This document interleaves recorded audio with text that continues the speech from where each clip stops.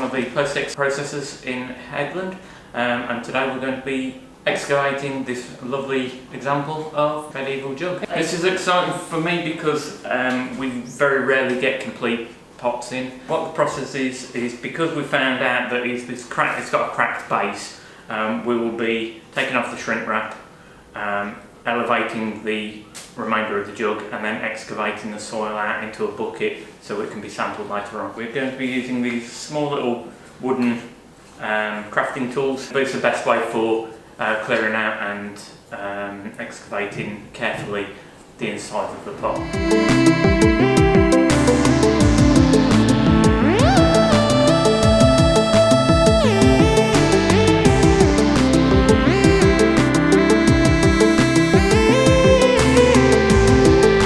Now that we've excavated the pot and removed all the soil, we're going to wash the fragments and wash down the rest of the pot and then put it in the drying room.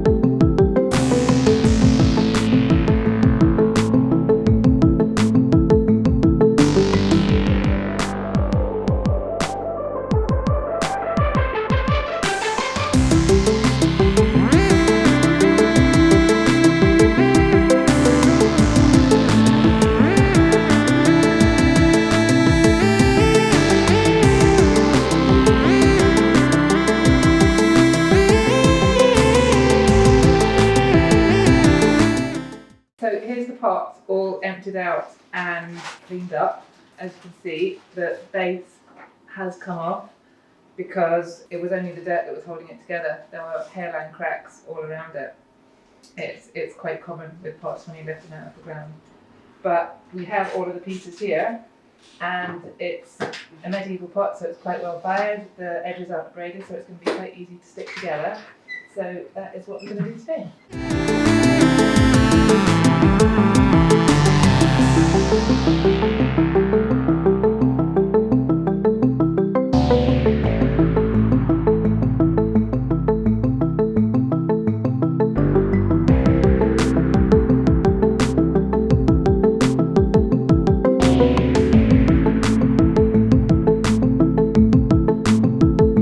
We have left the glue to dry overnight and taken the masking tape off, and it's all completely stuck together, as you can see, the base, and we can turn it back over, and this is our complete medieval jug.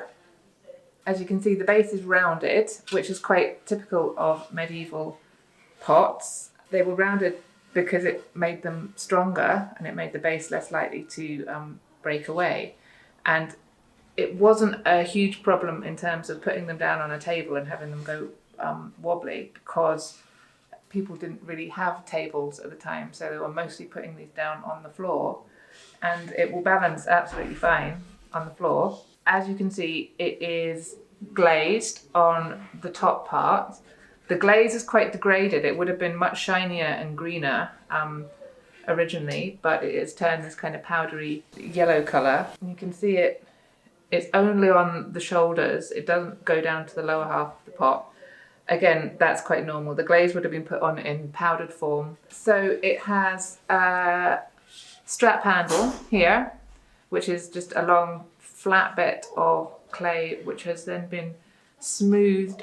It's been joined onto the body of the pot by thumbing. So someone's pressed their thumbs in there, and you can see where they've joined the top of the handle to the pot, because there's a big thumb mark right in there as well. You can actually see the impression of the potter's fingernail.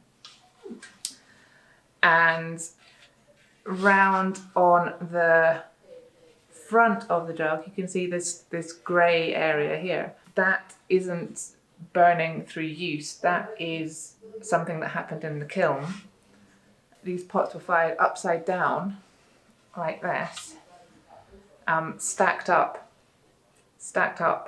together.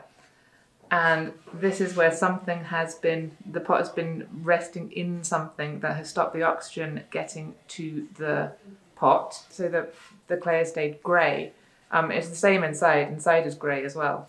So the pot is something that we call Scottish white gritty ware, which is the typical kind of pottery made in medieval Scotland between about the 12th and the 15th century. I know it doesn't look white.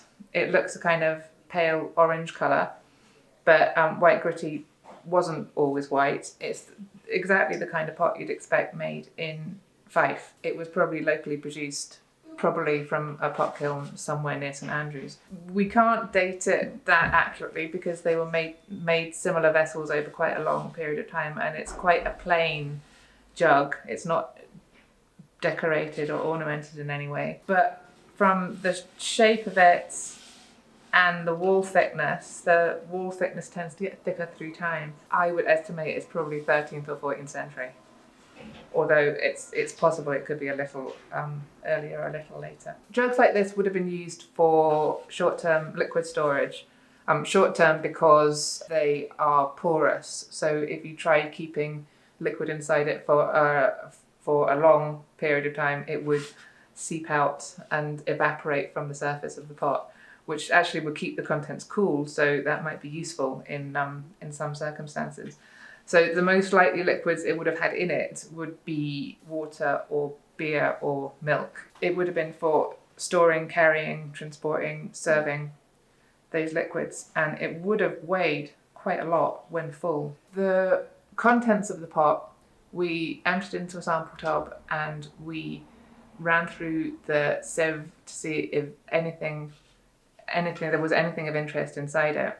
There wasn't really. There were a few shards of pottery and a couple of other little bits and pieces. So it seems to be just general midden material that's fallen into the pot after it was deposited in the pit. It's at the moment a little bit of a mystery because there's no obvious reason why anyone threw this jug out. Usually jugs are thrown out because they're broken, but this one clearly wasn't. It was intact when it went into the ground. It's a bit of a mystery.